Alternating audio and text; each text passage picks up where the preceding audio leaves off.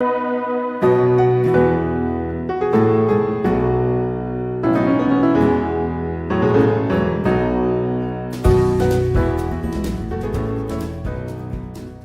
beyond ideas of wrongdoing and right-doing, there is a field. I'll meet you there. When the soul lies down in that grass, the world is too full to talk about. Ideas, language, even the phrase each other doesn't make sense. Hi everyone. Today I speak to Craig. He has been in recovery for many years already and has, over time, developed a significant sense of spirituality. He goes through phases when he struggles with life on life's terms, which test his spirituality, normally taking it to another level. He is fortunate to be able to travel a lot and uses these opportunities to strengthen his spirit. He visits places that can contribute to his spiritual understanding and teach him new ways of the spirit. Craig is also a musician and finds a significant spiritual connection when he writes and performs his songs. Let's listen to his story. Good morning, Craig. How are you doing? Very good, thanks, Freddie. How are you? I'm well, thank you very much. Thank you so much for coming through and talking to me. I really appreciate it. I know that having the life you have, busy with work and children and makes it difficult for you, but I appreciate the fact that you're here. Freddie, I would give all of that up to come and sit in this little box with you and talk about spirituality. You know you're not getting paid for this, do you? Did I mention that? Sorry. See you later. Are you going? Craig, Yeah. this podcast is about spiritual journeys. Mm-hmm. So I'm just going to dive in and say, take us on your spiritual journey. Tell us about how you grew up, how spirit featured in this, because I was thinking about it earlier this morning. Your mom seems to be quite a spiritual figure for you in your life. Am I right? Yeah. I mean, my mom is a practicing Christian. Okay. And I mean, that could mean many things to many different people, especially to me over my life. And you know, there's good and bad parts of that, as there is with, or, you know, the way I experience it is good and bad. But yeah, I mean, I think my grandmother was probably the original spiritual influence on me, who was a little old lady who drove around in a Datsun bakkie all around the country in her 70s and would come and visit like once a year. And then even as a kid, we had to pray before we went to bed and stuff. Ah. So even at that time, even though I didn't know my mom she wasn't really spiritually active. Was this your mom's mom? This is my mom's mom, okay. Yeah. I think a lot of South Africans, or maybe just people in general, have that experience of, you know, kind of going to Sunday school, but not really having a real spiritual connection, because at the time my parents were, you know, this is what you do, or my mother specifically. I don't think she had developed her spiritual connection yet either. So, I mean, I just found it interesting for a while and then boring. And then, you know, I didn't really realize that the imprint of that over the years potentially was mostly negative in terms of the fire and brimstone, you know, negativity of that kind of Christian talk, which is that, you know, even though Jesus was this figure, which I still think is, you know, if you read through between the lines, was very loving and accepting and so on, there was this but, you know, there was always the but. And I think that imprints quite a lot on you as a kid. And you go through this kind of, well, especially with my history of all sorts of being in recovery from drugs and substance abuse, it helps you to bring the stick out and beat yourself up, because, you know, when you make mistakes. So then having come into recovery and to hear these kind of the speak of you can find a higher power, not necessarily God, that is greater than yourself, that accepts you no matter what, and that it's up to you to define that was such a life-changing thought. I'd never really thought of anything like that. Yeah. It was always dogma. That's the word I really dislike. Okay. And there was no dogma. It was basically, the dogma was go and find what works for you. Yeah. And I remember one of my first sponsors was in the UK. For him, it was trees. Okay. And he worked as a forester. And it really, and you know, initially I thought he's crazy, he's like loopy. And then when I started talking to him, it helped me so much to see that it worked for him. That he had this spiritual connection because he believed. And he could go into nature every day. That was his job. And the trees, whatever how the God of his understanding worked through them, influenced him and helped him. And he spoke to them and touched them and hugged them and all that sort of stuff. Awesome. Which was? And chop them down. Yes, ultimately chop them down. I'm going to chop my higher power down to size. Yeah, exactly. Which I've tried to do a few times. And and so then the journey begins. Okay, how do I find this God, this higher power? I still prefer the word higher power to God because of the connotation for me. And so then I furiously begin to search. I have to find this thing. And then I found, ironically, the more I searched, the further away it got. I would literally really start getting into trying to get it back into Christianity and, read Buddhist books. Or yoga really was then, for me, was really an awakening because ironically, although it was a practice, it got me understanding that all I needed to be was in a space where I was open to let that higher power come to me. Okay. And yoga allowed me to do that. How old were you when you came to recovery, Craig? 29. 29, okay. Yeah. Growing up, the background was kind of Christian, but it sounds as if the commitment was never really there from your side. Am I correct? No. Okay. Because there wasn't a clear defined, there was no spirituality. There was just tradition. Nearly routine, if you could. Yeah. What I will say positively, what it did give me is the idea of a relationship with something outside of myself. And I'm grateful for that.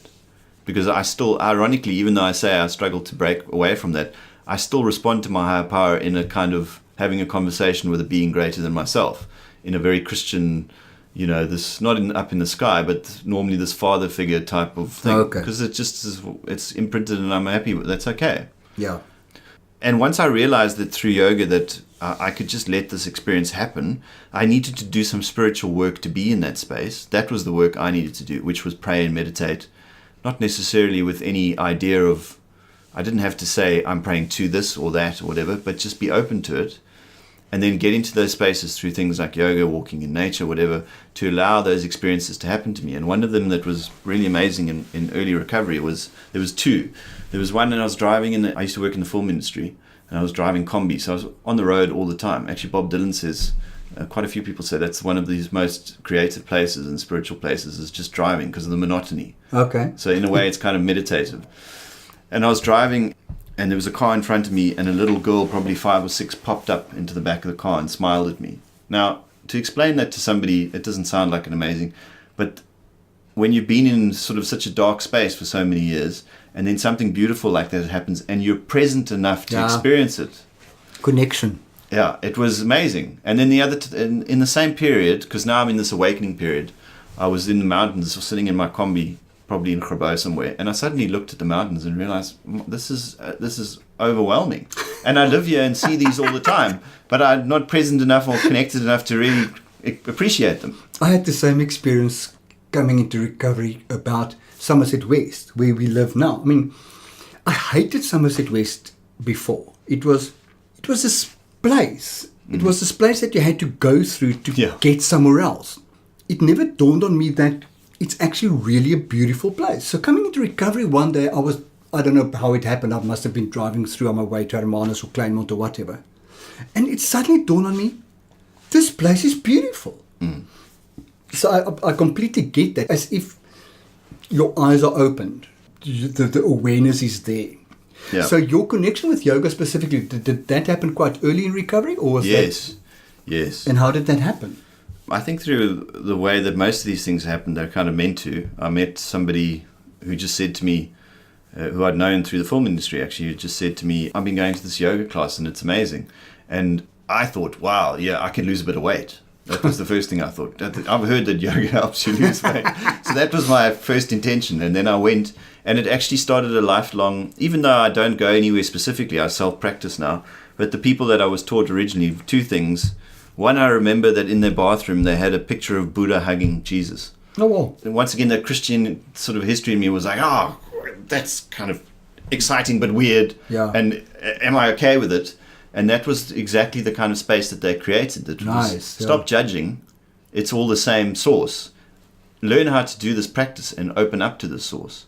And it was such a beautiful, really, it's the original, now everybody's doing yoga and we're in hot rooms and we've got half our clothes off and it's become such an ego thing because of the West. But this was the original Shivananda Hatha yoga that came to the West. So even though it's a really good, long, drawn out workout, the point of it is to use your body to get into the space where they say the prana, which is the life force around your body, to understand that and feel it. And on really good days, you literally feel like you're buzzing. And it doesn't happen that often, but I was doing it so regularly, also because I was in early recovery, so I wasn't working as much as I am. I didn't have kids, so I was allowed to do that. Yeah. So one, I did lose a lot of weight. Oh, serious? Yes. Oh, wow. And two, which also helped me in terms of where I was feeling about my self-worth, but two, I was just so much calmer and present, and then I could have those experiences we spoke about. So you're the second person in a row that I'm talking to that yoga plays such an important role in their spirituality. Yeah. And I have done yoga, but I struggle to connect with it. Even though when I've done it, I really enjoyed it. I don't know whether I'm too impatient.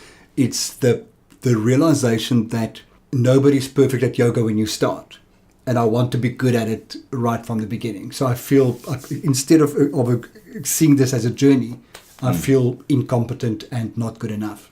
I think that the important thing about where I was blessed, I don't like to say lucky, a friend of mine says, luck presupposes the idea that things happen for no reason, is that the teachers that I had, and there's often now we go to yoga in the gym or we go somewhere, and already it's got that, everybody's doing this, and their mantra was, we're going to help you have a spiritual experience. And so, you would come there and you would struggle, but they would talk to you and they would talk you through. And then also at the end, there was always this spiritual space where you'd now got, whether you had a struggle or not a struggle, or had a good session or not, there was always a time where they would read something really spiritual. There would be a little bit of meditation, and all of that was just the whole experience.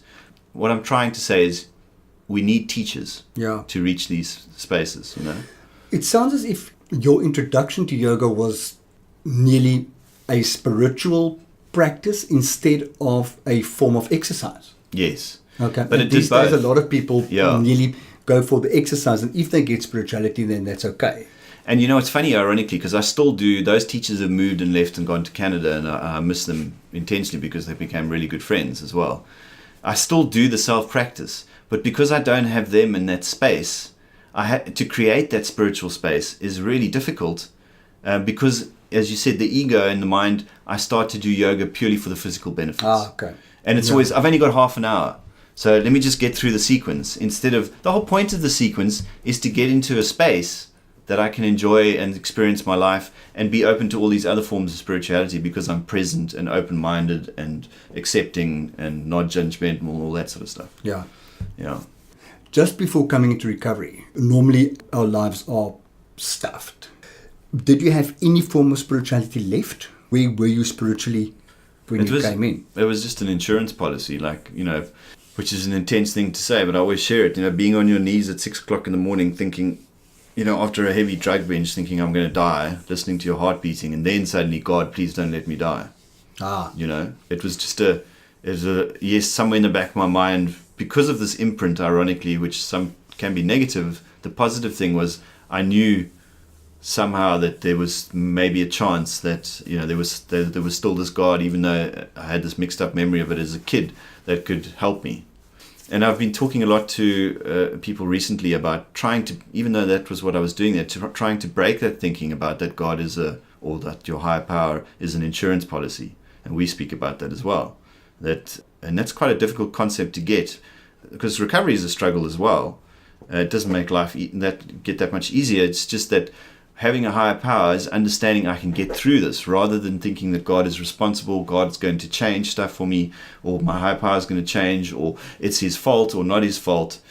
It's funny, ironically, I get that, but also because of the imprint, it works both ways. One, if I'm bad, God's going to punish me, but two, if things go wrong, it's God's fault. Yeah. And trying to break that has been also quite a journey. And I like that saying, God isn't an insurance policy. Yeah. I remember as a child having realized that I don't really buy into the religion thing. So getting into bed at night and having this thought that I don't want to pray, but being so afraid not to pray. Because what happens if I die during the night and go to hell? I will never forget that intra-psychical conflict that I had to deal with every bloody night of my life. So what I do, I prayed because I needed thought that at least I prayed before I died, so it should be okay. And I just want to mention that yoga is the beginning of that journey, but the spiritual experiences that I've been allowed or that I've been given or have been amazing over the time. And you talked about that little girl.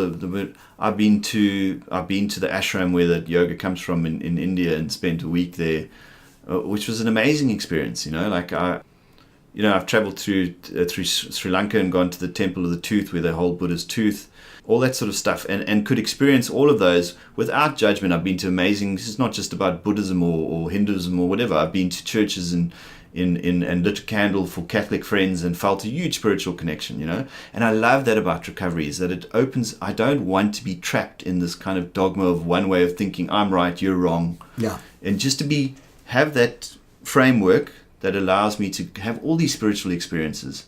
And once your mind opens up to that, it's almost overwhelming in a way, but at the same time, it's such an amazing, beautiful space to be able to be. Not always easy, but it's great. You mentioned you traveled to spiritual spaces, if I can call it that way. What led you there? Were you going through difficult phases in your recovery? Or was it just things are going so well, I want to go and see where things are going? Talk to me a little bit about that, because that is physically a spiritual journey. Yeah, I think it's normally when I need, the easiest way to say it, when I need a break from me and life in general.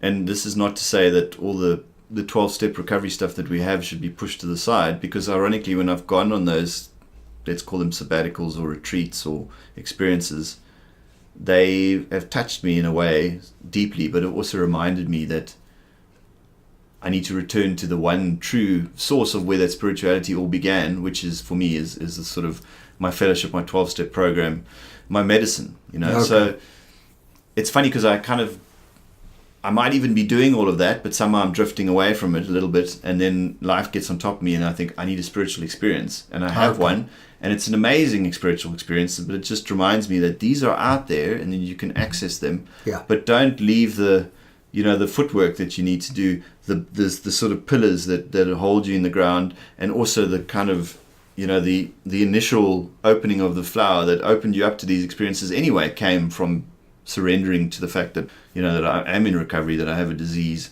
and that I need to connect with other people that understand that, So it's worked both ways. But it's normally when, sometimes I'm even doing really well in recovery. It's just like I feel like, and sometimes the Indian experience, as an example, just came because I was working for a company who said, we need somebody to go to India. Okay. And I went, I'll go, and then I was managed to bolt that on, and that experience, which was great.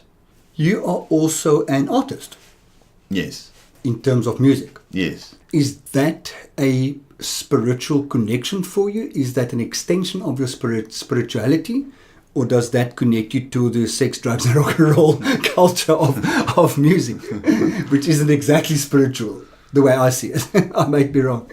Yeah, I think it's interesting that you say that, because it is such a fine line between using art to... They call it, Julia Cameron, who wrote The Artist's Way, calls accessing the well, the deep well of spiritual experiences in order to create. And she actually says that this idea that artists are tormented and need to take drugs and have relationships outside of their marriage and, are flippant and all this stuff is absolute rubbish. We've made it up over the years because we think that we need pain to create art. Okay. But actually, which is all about ego, trapped in... But actually, I was just thinking today how many good artistic pieces of work I've heard from people that go into recovery. Like there's a singer that I like called Jason Isbell, who's like an alternative country singer. And the work that he did when he was doing drugs, because remember there used to be that saying like, when they stopped doing the drugs, like in the 60s, they were all rubbish. Well, none of them stopped doing the drugs, they all died in the 60s. But the truth is actually... So they did stop doing them. Yeah. The drugs stopped doing them. Yeah, exactly. The truth is actually... I've heard countless, much deeper and more profound work from people that come into recovery. And then, and this is the hard part, because that space that you need to access, you've got a choice. You can access that darkness, or you can access these spiritual experiences. But those flow, they're all part of the same well.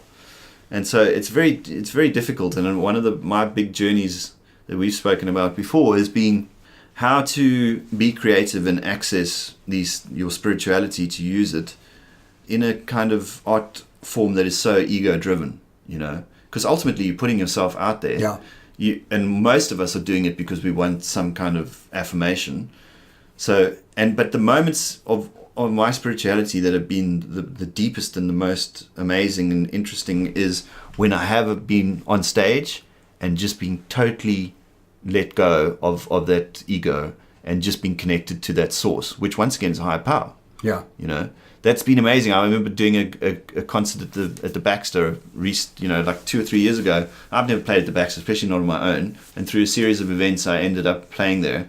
And I don't know what happened. Maybe it was I was in a really good spiritual space, and I remember going on stage and just being just light and connected to my higher power. And I'll take that experience with me to the grave. Yeah. And the audience also gets touched by that. And that's a really true great artist, I think, that can do that can take these experiences out of that well, use them themselves, and then connect it with somebody else. You still do some artist way work, am I right? I try and I go through periods where I do the morning pages, which is really kind of a meditative practice where when you wake up, you're meant to do 3 A4 pages. I do 2. Of just whatever's in I your don't mind. blame you, especially once you wake up. The idea of writing anything when I wake up freaks me out. And the point is that you start to dump all the stuff that's in your brain in the morning, and then also start to see the patterns of how your life is, so that you can move that out of the way and start this well that would start to just present itself, just like meditation does or whatever. But it's a more practical. You're physically writing, And the other thing that the big tool that I try and use, and I always find hard, is what she calls an artist date, where once a week, I don't do it once a week, you take yourself for an hour, just you, no one else, and you do something that fills that well. And it could be as simple as going to an antique shop and looking around, and you have to find these things. I mean, she says for her it was going to a clock shop and looking at all these old clocks. So you can have 1 week where you do something which is really obvious, like for me going to a guitar shop and playing lots of guitars, and the next week you could just happen to be walking past a French bakery and walk in and smell all the croissants and think, well, whatever it is, but it's you do it for an hour, and you have to be on your own. I can see myself declaring cake a spiritual experience and going find the most amazing cake shops just eating cake. Exactly. Talk about guitars. You've got quite a few. Yeah, we could go on a whole tangent here because I have a collection. I mean, it's not huge. I think I have 6 guitars, which I love to bits. And recently I watched a documentary which came through a friend of mine in recovery called Minimalism, which is about the fact that, if I put it to its core, is that there's, even if you don't want to look at it in a spiritual way, is that neuroscientists over the years have proven that things don't cause long-lasting, long-term positive effects in the brain, that they fade very quickly. But that experiences do, because you can return to them. Yeah. So holidays, spiritual experiences, nature, love, all these things. And so, in part of this is, people. So these people really live a minimalistic life, and I've taken that aboard in some respects. I've gone down. My wife to be and I've gone down to 1 car because we don't need 2 cars. We've got rid of a lot of stuff. So it's about decluttering and stuff. But one of the things, obviously, I have these guitars. So I remember while watching this documentary, feeling like kind of guilty about, do I need all these guitars? And then, ironically, in that part of the documentary, the guy who the documentary maker says, he gets calls all the time for people saying, I've got all these books and you tell me to get rid of them, but I love all the books. And he says, the question I say to them, it's not about whether you need to get rid of them. You only ask yourself this question: do they add value to my life? And then I thought about the guitars and I thought, yeah, they do, because I play all of them. It's not a collection that just hangs there. I love the fact they're in different parts of my house. And so that was an important lesson, is it's not about gathering stuff. It's about gathering worthless stuff. That is just a pattern of feeding the hole, because that hole within us. Yeah, so that's been a really powerful thing as well, that recently, just that whole idea of I don't need that much stuff, And ironically, when I got rid of my sort of reasonably fancy car that I was driving once a week, because I work from home, and there was some real kind of regret and ego letting go of that, Especially in South Africa, where I think we're so attached to what car we drive, and absolutely. I can identify because I work from home and I've got a car standing in the garage, which I drive once a week for 5 minutes to drop my cleaning lady off at the, at the taxi rank. And I'm still paying off on that car. It burns my bum every time I get onto it. But the ego thing of getting rid of it and somebody asking, or I don't know, but to acknowledge that you're a one vehicle family, just kind of, in my mind, poor people only have one car. So you are so right. It's completely ego. Yeah. So what I hear from you is you do artist way, you do step work, you play music, because you write your own music. Is that part of your spiritual practice, or is that divorce that from spirituality? And what stuff do you write? I don't think you can. I think it's part of your, the difficult part about that, when you suffer from a disease of low self-worth or self-obsession and all that stuff, is that it's a two-edged sword. You create because you should, and it's part of yours, comes from that same place as your spirituality, but you judge the hell out of it constantly. I mean, driving here in the car, I was listening to something that I really like, and then I thought, I always do this as a test. Once again, I'll put my stuff in between something's really good and see if it sounds really bad. Okay. And it didn't. But then I was so aware of how we judge our own creativity, and it shouldn't be. We should create, and I'm paraphrasing Julia Cameron again, we should create because we need to and we must, to be as a spiritual practice, not because we're expecting anything or we think it's going to bring us anything, or and in that process of doing it, of writing your own music, it should be enjoyable, sometimes tough because it's work, but it shouldn't be a constant judgment and negative thing. Then don't do it. I don't, and I've struggled with that, and the creativity, writing your own music or whatever, is about having the faith and the trust and the willingness in yourself to do it without fear of judgment. What I find fascinating about artists, and I always say that's something that happened to me because I'm a Pisces but I don't have any art in me, is that idea of every artist strives to create the perfect product of their art. But by definition, there is nothing like perfection. At what stage do you finish with a song and say, this is now okay? Or do you always listen to a song and, That's the problem. And she says again that we need to learn how to play as like we were as kids before we even start to and so part of the process of deconstructing our learned process around creativity, which is so influenced by the way we were brought up, the kind of schooling we did, which was, in my case was, that's rubbish, why are you doing that? Or that's not as good as that, or why would you bother? There's somebody better than you. Or art is always seen by our especially in South Africa, is seen as a kind of, it's not a real job. Why would you do that? Is kind of breaking that down and starting again and learning how to, which is really difficult, how to play, and I use that word, not just play music, but play as a human being and enjoy that, and then try and lessen the judgment through that, because otherwise you do constantly, and I still do, but it's much better, you look at that song and go, I could have done that better or whatever. But ultimately I've learned to say, that's a point in time that reflects something, just let it be there. And that's part of my journey right now, is to just say, it doesn't have to be anything, it just has to be something that I enjoy, And if somebody finds something in it and they connect with it, great. And generally, if that's your space that you're coming from, they do, because they connect with the space that you're coming from, which is open and spiritual and connected. That suddenly made me wonder, because I'm doing a lot of writing at the moment, and I don't perceive that as art. Oh, but it is. It's kind of like I need to do that.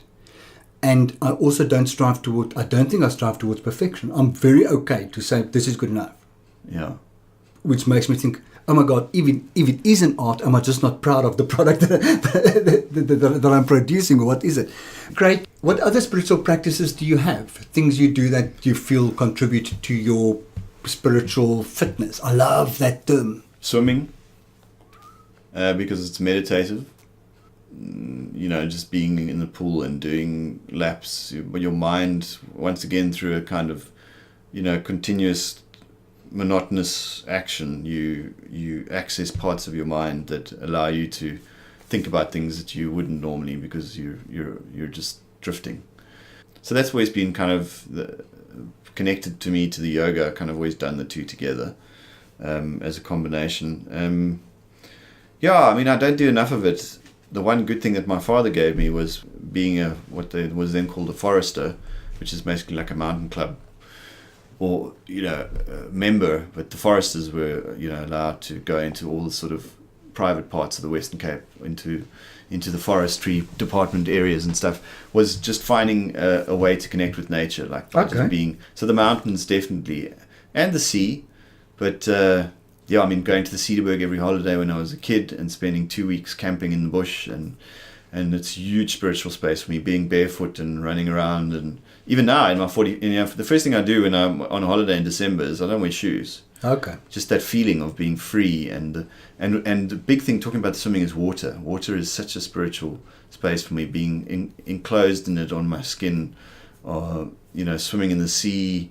Oh, just it's lovely. I can think of countless spiritual experiences I've had, swimming in the Mediterranean, or whether it's in the ice cold of Clifton or whatever. I love water as well, as long as it's bath temperature. That's anything colder than a decent bath temperature is just not good enough. One of my non-spiritual enjoyable experiences is sitting in Clifton and watching tourists run into the sea for the first time, and then they try and fob it off and act as if it's all fine, but they're freaking out totally. Two things come up for me with this conversation. One is, this proves my spirituality from a few years ago. I had a friend, and we were on Clifton, but we weren't together. We weren't in the same groups on that specific day. And he ran into the sea and he dove into a sandbank, and he bit through his lip. And as he came out of as he lifted up, it was just blood pouring down his face. And instead of helping, I just turned away and pretend I did not see it. And we are really good friends today. And I still need to acknowledge that I could have helped that day, and that was just the space I was in. I was so selfish. Somebody that I liked. Anyway, and the other thing is, last night I went for a jog, came home, and it was a night that I could bath, because I don't really bath because of the water shortage. But when I do bath, I save the bath water for the garden and for flushing the toilet and everything. And when I stood up from the bath, I accidentally stepped on the plug, and it's one of those plugs that release when you press on it. Yeah. So by the time I've toweled off, the water has run out. Yes. And I feel so guilty about it. And it's so awesome to have that awareness. Yes. So water is a spiritual thing, but I have an unhealthy relationship with it. Okay, so what other spiritual practices? Do you meditate? Yeah, I learned how to meditate when I went to the ashram, and I've had various meditation teachers, but I've never really spent enough time and effort on it, because it's one of those things I think you need to be doing regularly for it to have benefit. So I do, but it's kind of in and out. I think my prayer is more conscious contact in terms of connecting in with my spirituality throughout the day, and having a prayer in the morning and the evening.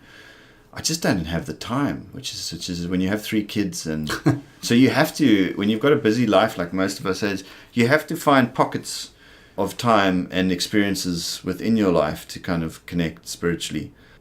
When I think that's probably still part of my journey is meditation. I chanted for a while. I did this kind of form of Buddhist chanting for about a year. Nice. And I love the ritual, because I think we've lost ritual in the West.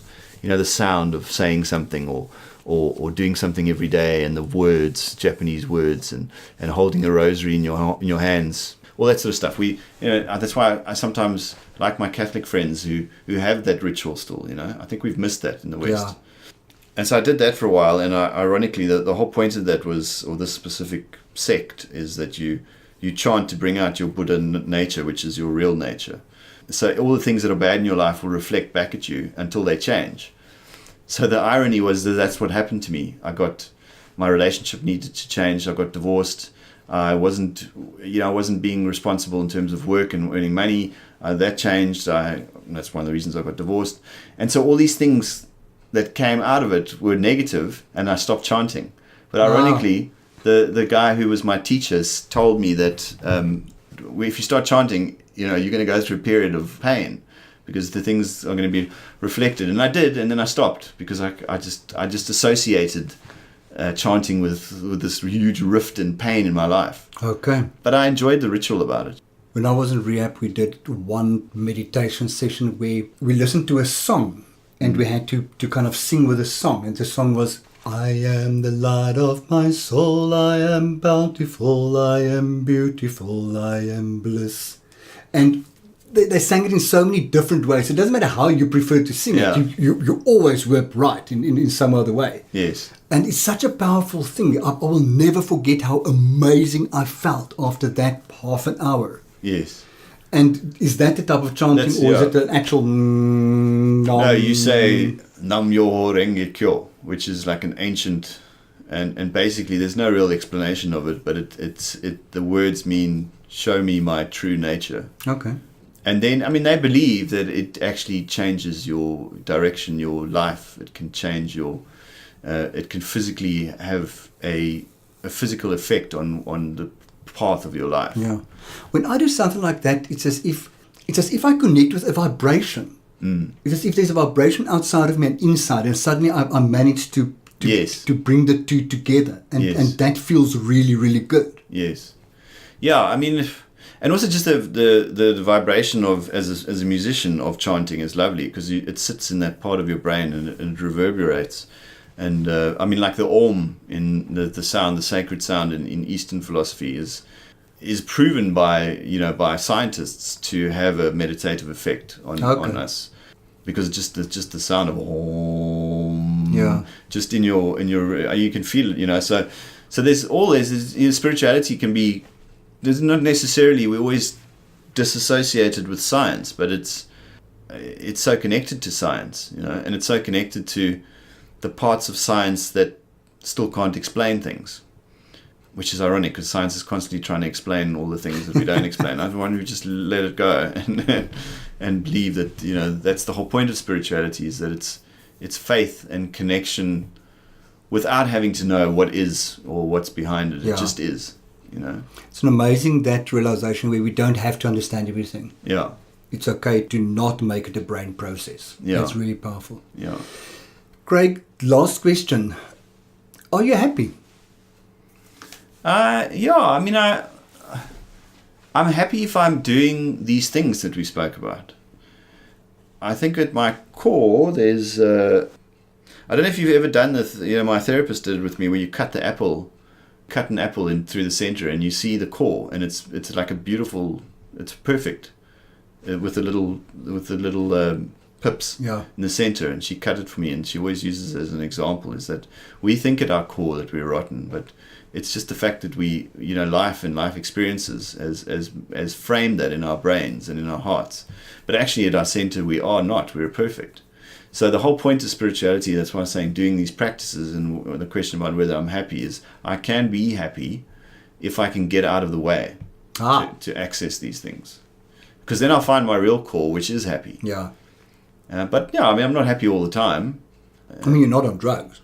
No, exactly. That's the reason why we took drugs, is to find that happiness. And you all forget the time. how painful life was, Yeah. So am I happy right now? Yeah. Sitting with you, talking about spirituality. And I think that's the point, is can you be happy in this present moment? There's a saying which my yoga instructors used to read out from the Tao Te Ching, and I can't paraphrase and remember it, but it basically says, can you connect with this oneness that is all around and within you in this moment right now by letting go of all these things that trap us, Yeah. My counselor in beginning of recovery used that term so often. Freddie, you need to get out of the way. Yeah. And I didn't really understand what he meant. Mm. But I think I now have quite a clear picture of exactly what it is that I need to do. Yes. Because I interfere. I interfere with the ultimate goal. Mm. But I still find it difficult. I have this picture of my higher power trying to get to the solution. I'm jumping up and down in between. Yeah. She must be getting so pissed off. Cool. Is there anything else you want to add before we close off? No, just to say, it's good to share your spiritual experiences with others and learn from them. That's why I think this is powerful. There's no point living a spiritual. I'm not a big proponent of the hermit life. Only as a period of realization to go back out into the world and reconnect with others. Because I think that's the one thing that I've learned from spirituality is if it's disconnecting me from my humanness, which is ultimately to be connected to other humans, then it's not really spirituality. Fantastic. Yeah. Good. Greg, thank you very much. I really appreciate it. Thanks, Have Freddie. a wonderful Sunday. Cheers. I liked hearing about Crave's path into spirituality and his practice of spiritual routines to keep on track and to strengthen his sense of spirit. I wish him all of the best on his upcoming wedding and wish them all the best together. If you want to know more about what I do, please feel free to connect with me on my website, which is www.freddy.org.za, or find me on Facebook at www.facebook.com/freddy.org.za/ or on Twitter at @RensburgFreddy. Remember that Freddy is always spelled with an IE at the end. Be safe. Bye.